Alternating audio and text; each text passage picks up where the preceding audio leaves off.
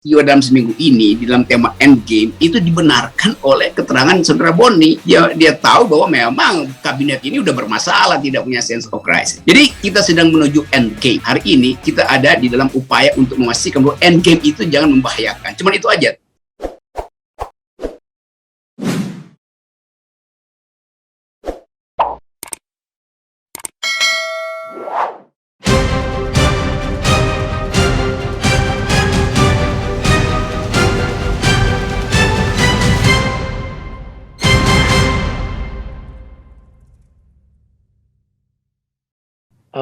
Baik, saya simpel saja. Namanya closing statement ya, sesuai pesan Bang Refli.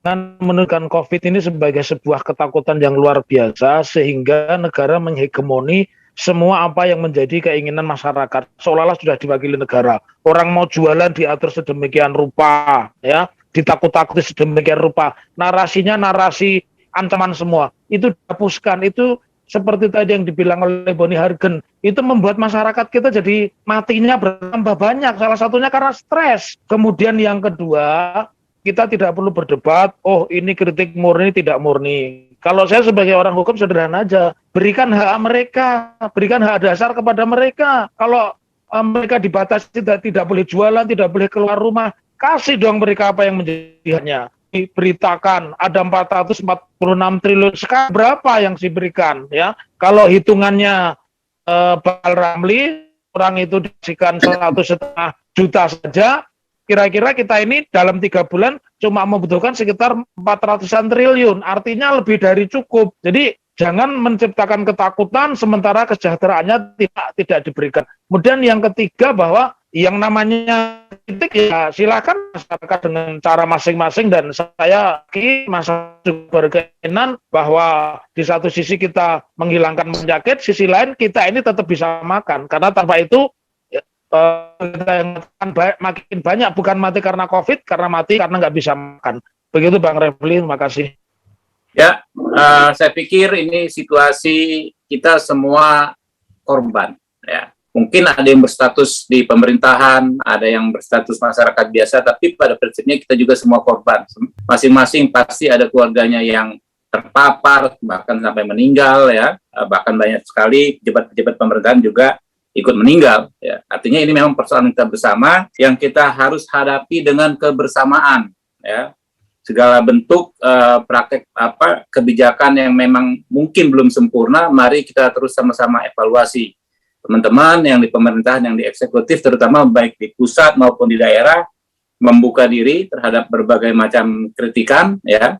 Dan teman-teman yang kebetulan di luar kekuasaan, kita juga kerahkan segala kemampuan untuk saling support, ya, menyelesaikan pandemi ini, ya, mengatasi persoalan terkait pandemi ini. Itu dari saya. Terima kasih. Iya, saya kalau boleh ada tiga respons, nggak apa-apa ya Bang Refli ya, karena nggak dibatasi kan waktunya ya. Tidak dibatasi. Tapi nggak panjang-panjang kok, panjang-panjang. Pertama, soal saya ingin menggunakan perumpamaan yang tadi digunakan oleh Pak Habib soal pemadam kebakaran. Saya setuju bahwa kita memang tidak berkeinginan cari-cari lagi siapa sih yang menjatuhkan lilin atau lupa menutup kompor gas sehingga menyebabkan kebakaran, tidak. Dan saya kira bukan itu juga yang tengah dilakukan oleh para pengkritik. Tapi yang sedang dilakukan adalah dengan perumpamaan tadi, kita sedang mengkritik karena orang yang sedang memadamkan kebakaran menyiramnya di tempat yang salah. Nah, kalau si pemadam kebakaran menyiram di tempat yang salah, harus dong kita sampaikan. Tidak bisa kita diam saja, menunggu kebakarannya reda, baru kita sampaikan. Karena kebakarannya tidak akan pernah reda, karena menyiramnya di tempat yang salah.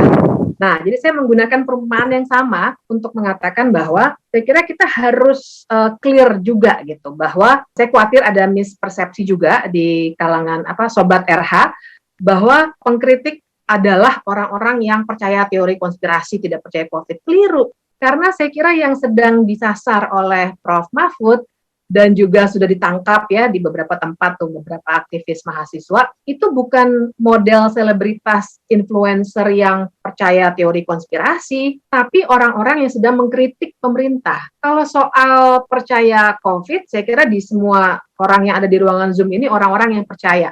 Ya, saya sendiri sangat ketat sehingga saya sekarang ke Jerman juga bukan jalan-jalan, tapi ada emergency karena ada keluarga saya di sini yang harus didatangi segera gitu ya. Nah, jadi semuanya di sini orang yang percaya COVID, percaya data, dan kalau saya tidak bisa mengatasnamakan yang lain, juga percaya WHO.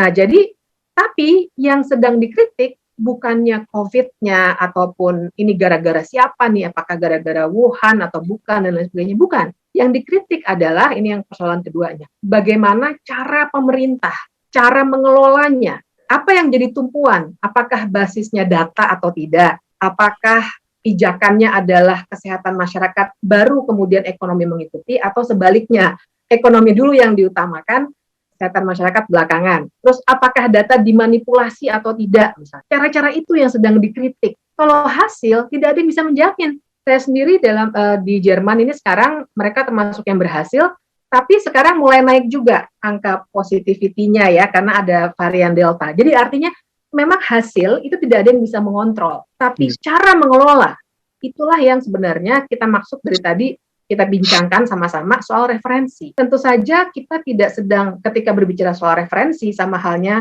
membedakan antara referensi dalam arti catatan kaki dalam menulis dengan plagiarisme, kita tidak sedang mencari resep seperti mau di plagiat gitu, mau diambil nih yang udah berhasil banget nih, kita copy paste aja nih ke konteks Indonesia, yang nggak mungkin, karena konteksnya memang berbeda-beda gitu, tapi caranya itu loh yang sebenarnya sedang dikritik gitu. Nah, dengan kritik yang sama, maka ya karena tadi caranya itu ya, pendekatannya ekonomi, kemudian datanya ternyata ada yang dimanipulasi, bukti-buktinya sudah ada ya, saya kira Sobat RH bisa mencari di data misalnya laporcovid19.org, itu juga ada menyampaikan tuh beberapa hari yang datanya diminimalkan gitu ya. Misalnya, cara-cara seperti itu yang sedang dikritik, yang kemudian ditambah dengan kritik lainnya soal pendekatan pembangunan yang dilakukan oleh penguasa pada saat ini. Nah, jadi dengan cara pandang inilah, maka juga ada kritik terhadap pendekatan keamanan dan ketertiban dalam merespons kritik.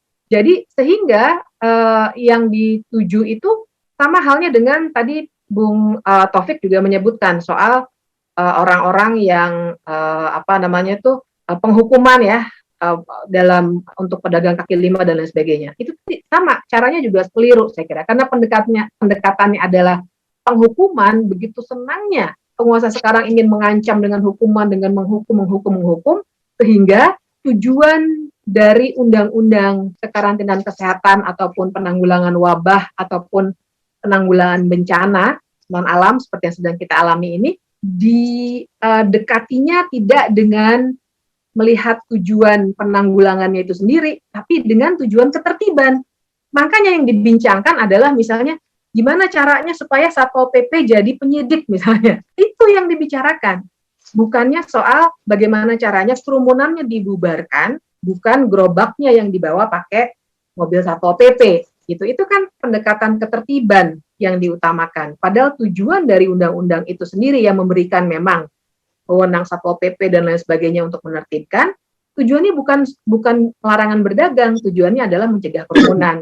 Nah, jadi ini yang saya kira sedang dikritik ya, bukan soal berhasil atau tidak berhasil, karena memang kenyataannya betul tidak ada negara di dunia ini yang sudah 100% berhasil gitu. Inggris yang tadinya kita bisa lihat ya pertandingan tenis semua sudah buka masker, sekarang naik lagi ya kayak gitu ya. Tapi paling tidak itu tadi cara mengelolanya yang tengah dikritik. Nah, terakhir Bang Refli, saya kira saya juga khawatir ada mispersepsi dari apa yang disampaikan oleh Bung Boni tadi soal kelompok-kelompok agama. Karena di sini kita tidak mempertentangkan agama, dan saya sebenarnya malah agak prihatin ketika kelompok-kelompok agama ini kemudian digunakan juga sebagai kategorisasi sama halnya dengan murni tidak murni tadi. Karena sebagai contoh konkretnya muncul keterkejutan saya yang luar biasa ketika saya dan kawan-kawan yang mengkritik rektor UI, ya saya juga sebagai alumnus UI mengkritik rektor UI, kemudian ada petisi yang judulnya adalah petisi alumni UI Cinta NKRI yang membela rektor UI. Pertanyaan saya ketika itu, apakah kami yang mengkritik itu tidak cinta NKRI? Apakah kami ini jadi ada kesan dari kesan yang mengikuti petisi itu seakan-akan kami sedang menyerang orang yang tengah memberantas radikalisme. Jadi sekarang seakan-akan semua dibawa ke arah situ. Nanti dulu, jangan kita buru-buru mengkategorisasi dengan cara seperti itu. Murni tidak murni, cinta NKRI dengan tidak cinta NKRI. Karena yang sedang dibincangkan, yang sedang dikritik adalah cara mengelola pemerintahan. Sangat wajar bila seorang kepala pemerintahan yang dalam sistem presidensial Indonesia adalah juga kepala negara, itu mendapat kritik. Karena tujuan dia memang, atau dia dipilih karena dia harus mengelola pemerintahan. Gitu. Jadi jangan cepat berkuping panas, karena begitulah cara demokrasi bekerja. Nah itu, Bang Refli, terima kasih. Ini soal perspektif, soal sudut pandang kita melihat. Sejauh ini saya tidak melihat ada persoalan pada pemerintah per se. Saya justru melihat memang ada persoalan, tapi tidak terletak pada pemerintahnya saja, tapi ini persoalan bersama. Nah, sekarang bagaimana menyelesaikan persoalan-persoalan ini, menghadapi situasi yang penuh dengan problematika ini? Di sana saya kira butuh konsolidasi nih. Saya jujur, ya, hubungan negara masyarakat ini relatif agak konfliktual. Ini juga harus diperhatikan supaya seluruh kerja pemerintah juga dapat dukungan, atau setidaknya tidak ada tekanan yang terlalu menguras energi dari kelompok masyarakat sipil. Ini perlu dipikirkan, bisa solusinya macam-macam. Bisa melalui pembenahan pola komunikasi dari pihak pemerintah, bisa juga dengan memaksimalkan peran partai-partai pendukung dan seterusnya. Ya, terus kemudian dan pada aspek lain silakan. Tapi yang pasti bahwa kritik itu suatu yang niscaya, dan demokrasi hanya bisa bertahan dengan adanya perbantahan, ada kritik, ada diskursus. Nah, itu kita harus rawat.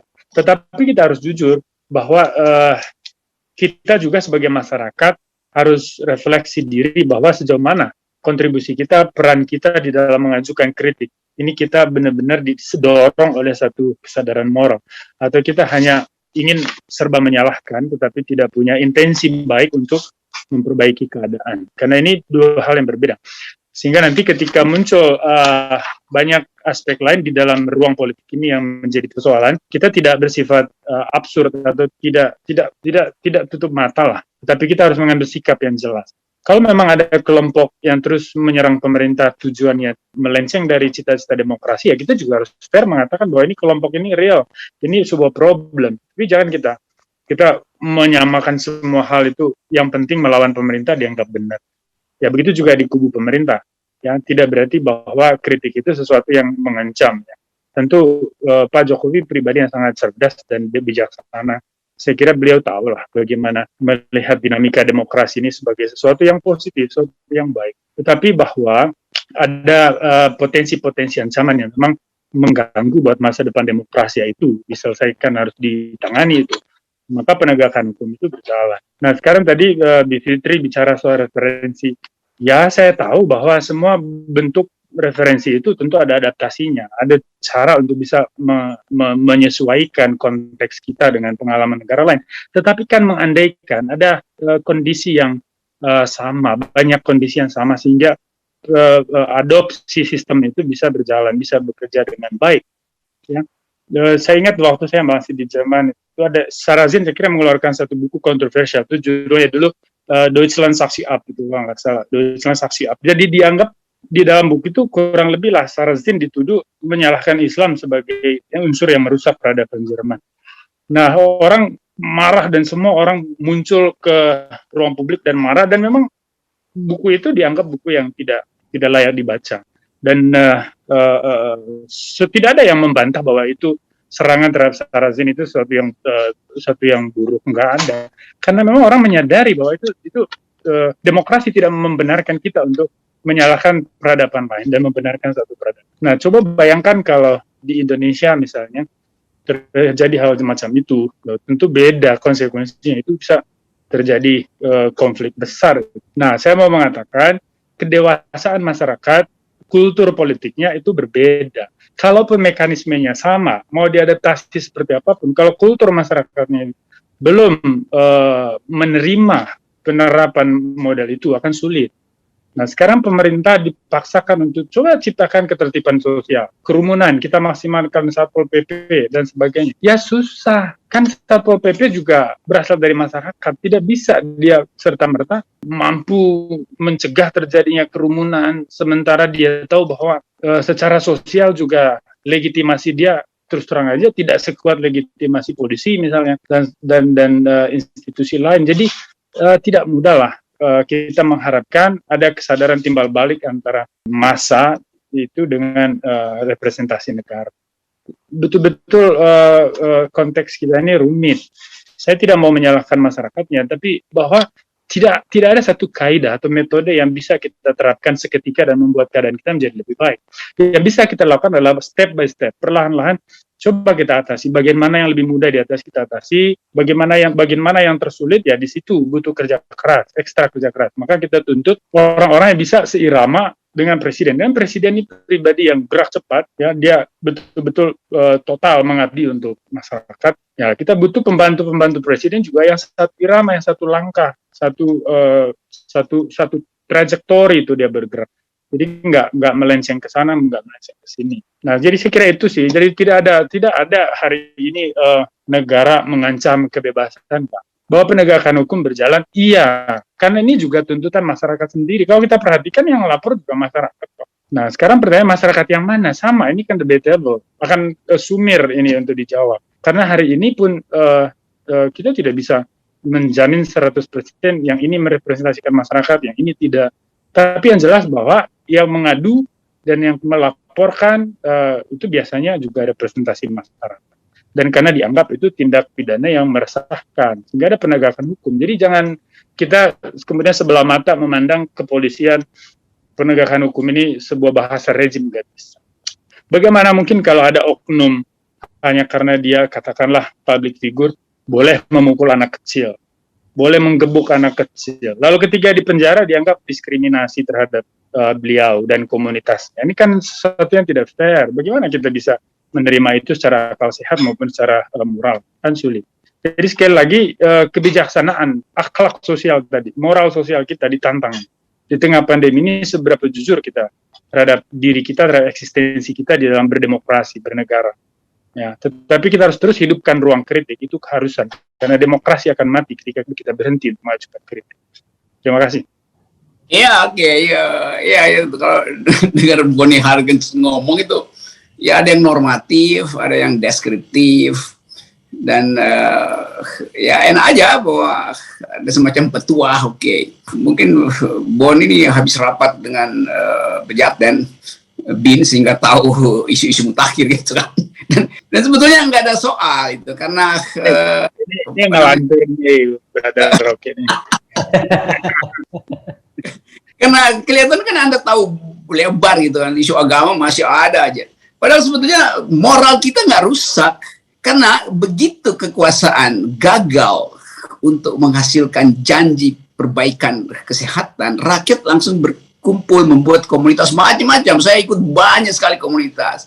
Tangan di atas, rakyat bantu rakyat, udah jalan, gak ada soal. Di mana mereka? Apa terpisah karena agama? Enggak, itu nyatu aja tuh. Jadi dibuktikan bahwa di dalam keadaan kedaruratan, mental manusia Indonesia itu tumbuh hanya atas dasar solidaritas. Nggak ada seluruh aspek yang dibayangkan dengan kekhawatiran oleh Boni tadi. Nggak ada itu berlangsung. Tanya sama Romo Sandiawan Sumardi, tanya sama kalangan tangan di atas, segala macam itu berlangsung, bahkan antar kelas itu, bukan sekedar antar etnis atau antar kelas. Jadi nggak ada problem di dalam kehidupan masyarakat tuh, baik-baik aja.